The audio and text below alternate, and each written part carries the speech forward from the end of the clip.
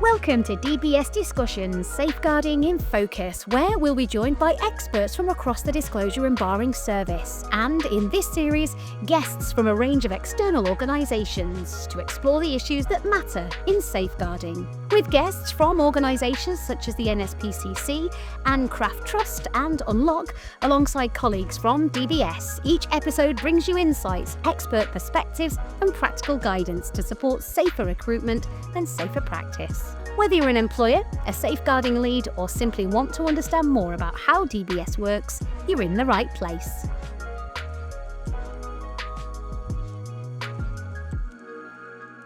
Welcome to episode 5 in the second series of Safeguarding Discussions, DBS in Focus. I'm Hayley Kay, an independent podcast host. In today's episode, we'll be finding out how employers should consider information disclosed on a DBS certificate. My guests are Cathy Taylor, DBS Acting Head of Partnerships, and Debbie Sadler from Unlock, where she's Head of Delivery and Programmes. Welcome both, or actually, welcome back, Cathy. You are our first returning guest for Series 1. Yes, the first series didn't scare me too much, so I am back.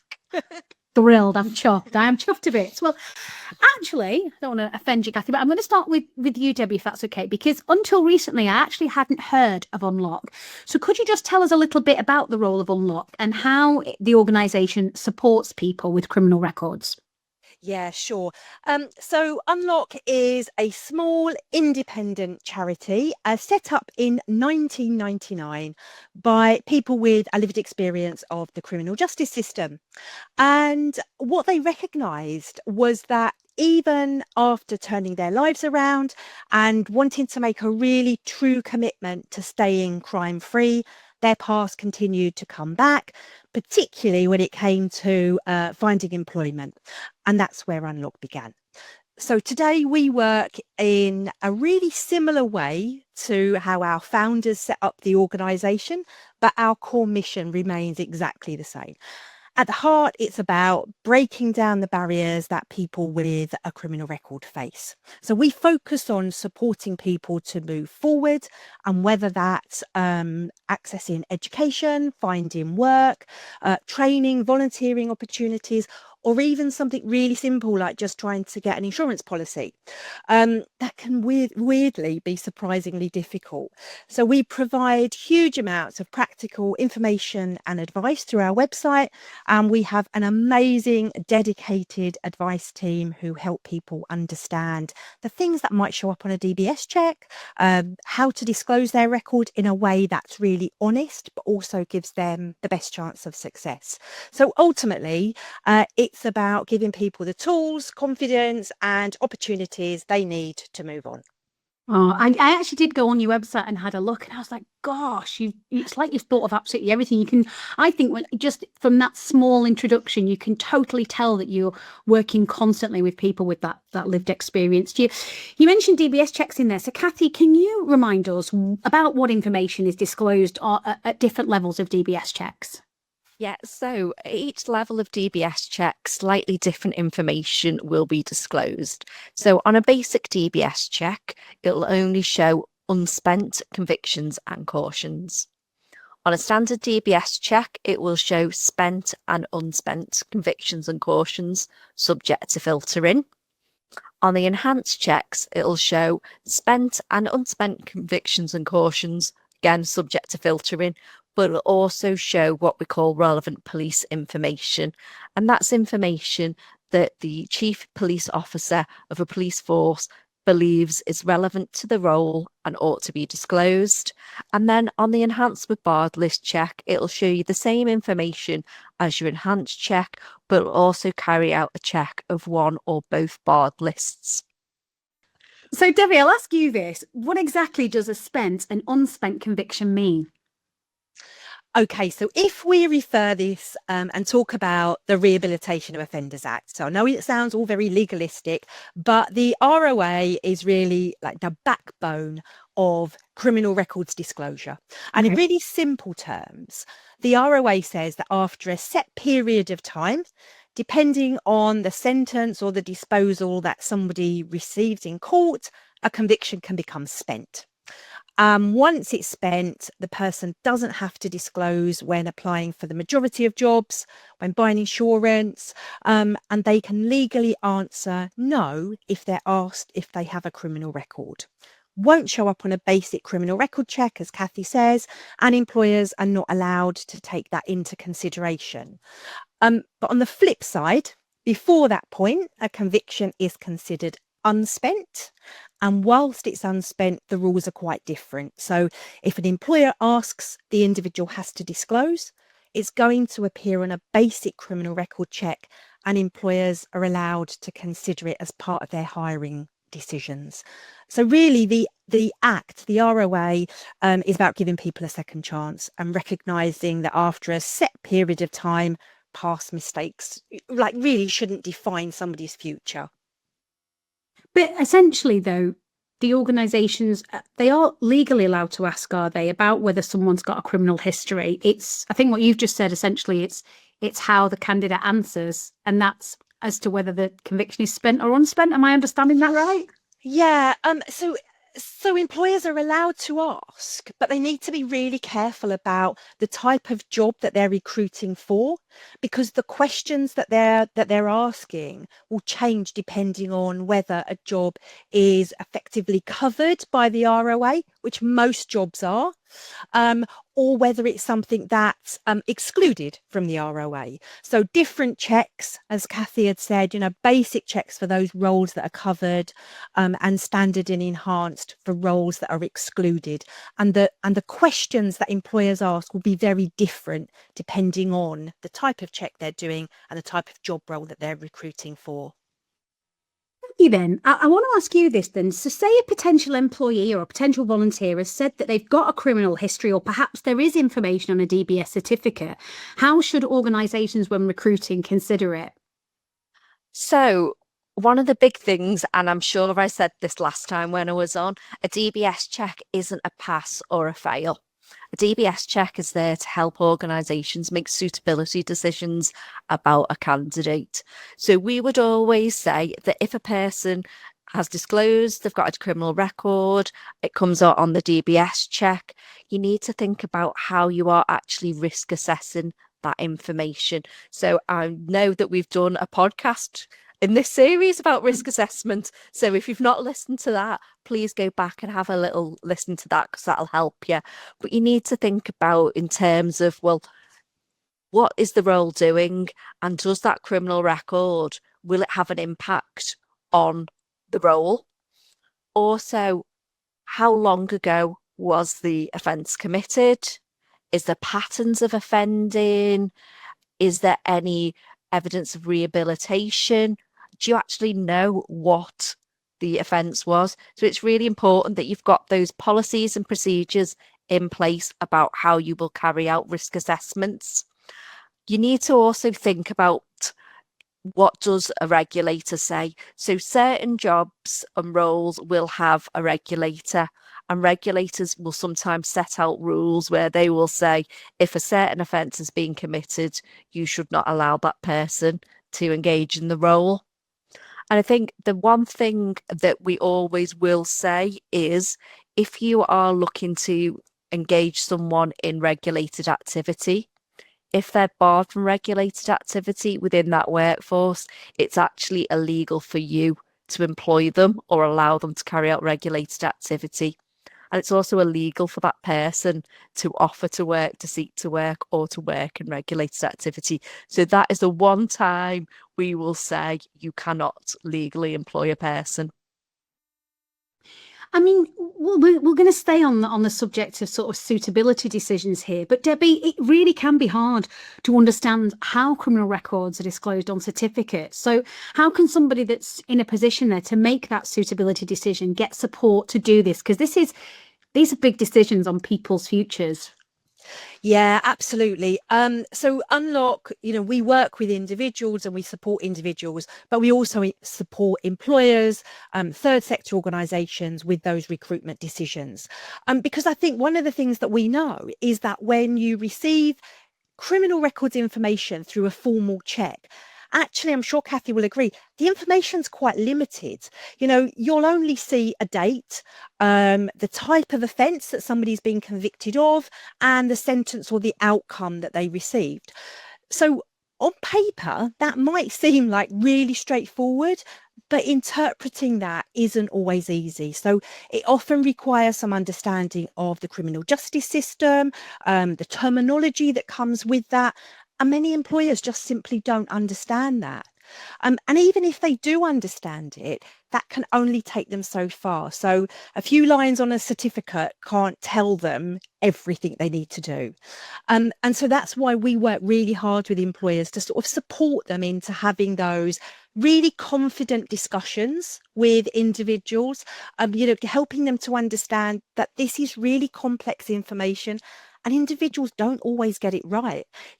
People think that you should know this stuff, but people don't. Often people get a criminal record when they're in crisis, and they might just forget everything. So we are there as a point of contact to support those discussions, understanding, and to help people with them, as Cathy said, risk assessments. So, for example, if I was the individual with the criminal record, how could I find out then what information might appear on a DBS certificate? I guess it's going to depend on what type of job you're applying for and what level of DBS check. So for a basic criminal record check, individuals are able to apply for their own DBS check online. So they could always do that. And that would be evidence of any unspent convictions. So whatever's on their DBS, their basic check, is what they would need to disclose for those types of jobs.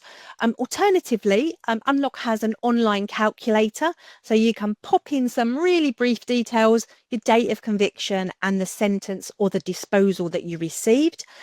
Press the submit button, and that's going to tell you whether you've got a spent or an unspent conviction and what you need to disclose. For those jobs that require a standard or an enhanced DBS check, slightly different. And the best way of finding that information would be to make a request for a copy of your police record, which you can do through the ACRO Criminal Records Office. So it's an online application form, and that will give you a printout of your whole criminal record. So individuals are entitled to do that under subject access requests. Brilliant. We'll make sure we put those links into the episode notes as well. And what happens if an organisation asks a candidate to apply for a DBS check that they're not eligible for, or asks for information that they're not legally allowed to? Yeah, so this is a bit of a two-part question. So I'll pick up a bit about the DBS checks. So basically, for your standard and enhanced checks, there are eligibility requirements around them. So if the job role does not meet the eligibility requirements, you legally shouldn't be asking that question. So we would hope that when you are putting the check into your umbrella body, they would come back to you and ask why you're applying for this level of check when it doesn't appear to be eligible. However, it's illegal for you to do that. So if a person has been asked to apply for a level of check that they don't think they're eligible for, they can actually push back on that and question the employer to why they have done that as well. And I think I'll pass over to Debbie to answer the second part of that really as well. Yeah, thanks, Cathy. So I think that, the DBS do some really amazing work with organisations, employers, to make sure that employers are really aware of the level of check that they should be asking for. And the work that we do with employers, we'll always encourage them to be really clear in application packs about what type of check they're going to do and when they're going to be asking those questions. And so individuals should be really clear about what they need to disclose, the type of check that's going to be carried out. But where this sort of goes horribly wrong, where an individual thinks, well, I should only be disclosing my unspent conviction, but yet the employer's asked me for something else, they should only be disclosing what they believe to be the correct information. So just unspent convictions.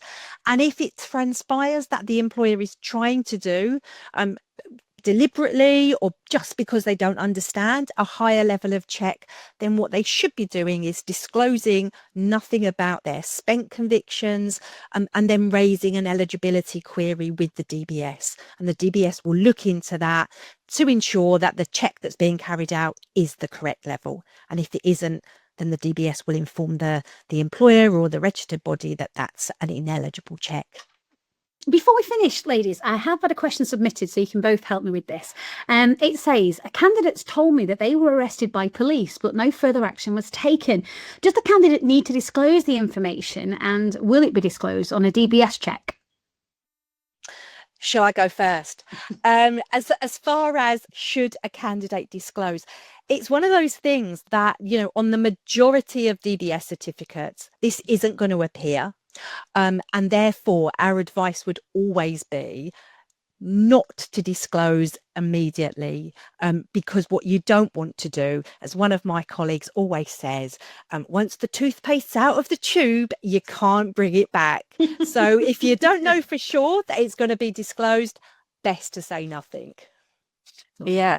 And obviously on your basic checks and just standard checks, they only disclose convictions and cautions. However, on your enhanced level checks, they will disclose and can disclose police intelligence or police information. So although the candidate was arrested and no further action was taken, if the police believe it is relevant to the role or the workforce, they may disclose this in the police intelligence part of an enhanced check. So that's just something to think about, that it may be disclosed on that level of check. So you may need to have a conversation with the candidate, or the candidate will need to have a conversation with the employer so they can then carry out their risk assessment procedures. But like we say, just because there's information on your DBS check, it doesn't mean that they're not suitable to work or volunteer. It is there to help you make that suitability decision with really robust risk assessment procedures in place as well. And I think it's important for the candidate, once they see that something's been disclosed on their enhanced DBS certificate, that's the point that they can then initiate that conversation with the employer. Maybe explain why they've not disclosed it at the start, because they were unsure whether it was going to be disclosed, but now they're going to have that conversation. Well, ladies, I've really, really enjoyed our chat. I just want to finish, if you don't mind. I've got a final question to ask you both. So it doesn't matter who answers first. What would you say to someone listening is like the key takeaway from today? Because I feel like we've covered loads. I found this one really, really fascinating. Debbie, what would you say should be the key takeaway from our discussion? I think, look, Cathy and I have done sort of conferences together. We've worked together in the past, so I think that there's probably going to be a bit of a crossover between what we say. We might be a bit of like an echo, but I think too often we hear people say to us, I can't apply for that job because I can't pass a DBS check. Cathy's already mentioned that, but I think the important thing to do is very few people are actually barred as a result of their criminal record. And yes, it might be harder to get a job if you've got a criminal record in certain sectors, but don't be put off. It just takes one person to give you a job. So go for it. Oh, I love that. Yeah. And for us in, partnership team, we're there to support organisations. Again, do not use a DBS check is there for you to say whether someone has passed or failed. Please use it to make your suitability decision along with your risk assessments, but also, use your other safer recruitment tools when you're looking to employ people. And, please reach out for support. There are, like you say, you've got Unlock there who can support you. There's other organisations as well, such as NACRO, who are there to support you to understand criminal records and what to do when a potential candidate has disclosed information to you. Oh, well, thank you both for your time and thank you for listening. We really hope you found our discussions useful today. Thank you again to my guests, Cathy Taylor, DBS Acting Head of Partnerships, and Debbie Sadler, Head of Delivery and Programmes at Unlock. And in our final episode of the series, we'll be looking back at key themes from this series and answering more of your questions. Thanks for listening. I hope you found this episode useful and maybe even picked up some new information. Don't forget there's a link to all the resources mentioned in the episode notes, and if you'd like a question answering around DBS or any part of the process, you'll find our email there too. Thanks for listening.